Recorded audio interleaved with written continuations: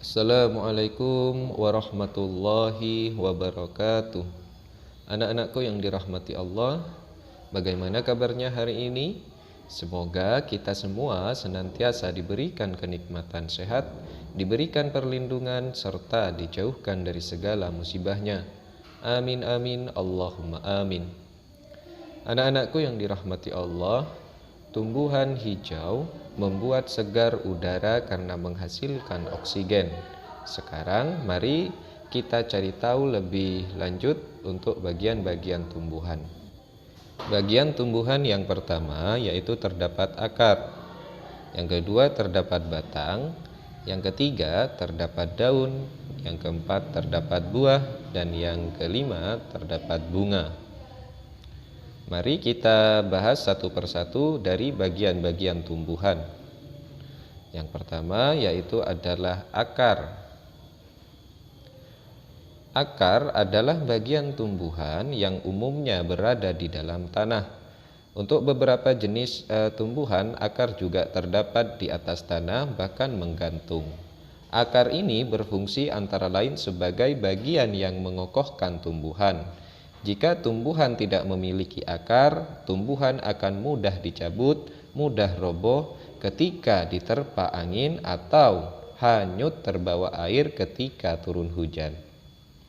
Zat-zat mineral dan air yang dibutuhkan untuk membuat makanan diserap oleh akar dari dalam tanah. Namun pada beberapa tumbuhan tertentu akar tidak hanya berfungsi menyerap air dan mineral, tetapi juga berfungsi sebagai penyimpanan cadangan makanan, misalnya pada beberapa tumbuhan umbi-umbian. Selanjutnya yaitu daun. Bagian tumbuhan yang berfungsi sebagai tempat berlangsungnya fotosintesis adalah daun. Daun banyak mengandung zat warna hijau yang disebut klorofil. Daun terdiri atas tangkai daun dan helai daun. Nah, selanjutnya yang ketiga yaitu adalah bunga. Bunga merupakan bagian tumbuhan yang berfungsi sebagai alat perkembangbiakan tumbuhan biji. Selanjutnya yang keempat ada batang. Bagian tumbuhan yang berada di atas tanah adalah batang yang berfungsi sebagai tempat munculnya daun, bunga, dan buah. Batang juga berfungsi mengedarkan air dan mineral yang diserap oleh akar, serta zat makanan hasil fotosintesis ke seluruh bagian tubuh tumbuhan. Selanjutnya yang kelima ada buah. Buah merupakan bagian tumbuhan yang berfungsi melindungi biji serta cadangan makanan buat biji kecambah. Contoh, buah mangga dan buah apel. Buah terdiri atas daging buah dan biji. Bagian yang kita makan biasanya daging buah.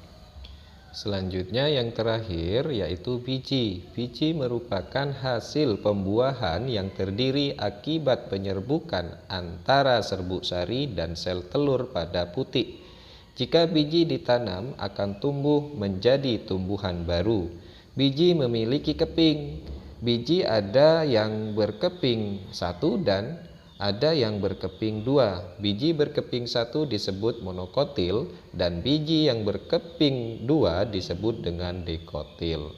Nah, kalian bisa lihat pada gambar untuk lebih jelasnya. Anak-anakku yang dirahmati Allah, kita sudah membahas tentang akar, batang, daun, bunga, buah, dan juga biji. Nah, pada setiap bagian tumbuhan yang sudah kita bahas tadi, itu memiliki peran yang berbeda-beda untuk membuat tumbuhan tetap hidup. Dan biji adalah bagian penting tumbuhan yang berfungsi untuk mempertahankan kelestariannya. Coba kalian cermati teks tentang upaya manusia untuk menjaga kelestarian lingkungan berikut ini. Setiap tumbuhan memiliki bagian-bagian yang bermanfaat bagi makhluk hidup lain. Di antara tumbuhan tersebut ada yang memiliki bunga. Bunga-bunga di sekitar rumah Leni terlihat sangat subur dan beraneka warna. Leni sangat rajin merawat bunga-bunga tersebut. Ia menyirami setiap hari dan memberikan pupuk secara teratur. Bunga membuat lingkungan rumah Leni menjadi indah dan sejuk dipandang mata. Beberapa jenis bunga menghasilkan wangi sehingga membuat harum udara di lingkungan rumah Leni. Nah, setelah itu coba kalian jawab pertanyaan berikut. Pertanyaan yang pertama yaitu, apa kewajibanmu terhadap tumbuhan yang ada di sekitar? Yang kedua, manfaat apa yang bisa kamu peroleh dari bunga? Yang ketiga, apabila tumbuhan berbunga wangi, apa yang sebaiknya kamu lakukan? Nah, sekarang kita cari tahu apa saja hak dan kewajiban terhadap tumbuhan. Hak yang pertama, boleh menjadikan tanaman sebagai hiasan rumah. Hak yang kedua, boleh kita jadikan obat jika tanaman yang khusus obat, misalnya jahe, rempah-rempah, dan lain-lain.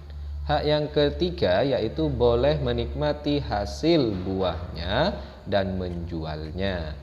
Lalu hak yang keempat, yang terakhir, yaitu kita berhak mendapatkan oksigen atau udara yang bersih dari tumbuhan yang kita rawat. Selanjutnya, kewajiban kita yang pertama yaitu menjaga dan merawatnya. Yang kedua, jangan biarkan ulat-ulat pemakan tumbuhan masuk ke tanah tumbuhan kita. Yang ketiga, memberikan air dan pupuk pada waktu yang tepat, misalnya pagi, siang, dan sore. Yang terakhir, menukar tanah jika tanahnya sudah tidak layak dipakai. Anak-anakku yang dirahmati Allah, mungkin itu saja yang dapat saya sampaikan pada pembahasan kali ini. Semoga sedikit bermanfaat bagi kita semua. Jangan lupa jaga kesehatan, jaga ibadahnya, tetap semangat belajarnya. Demikian saya akhiri. Wassalamualaikum warahmatullahi wabarakatuh.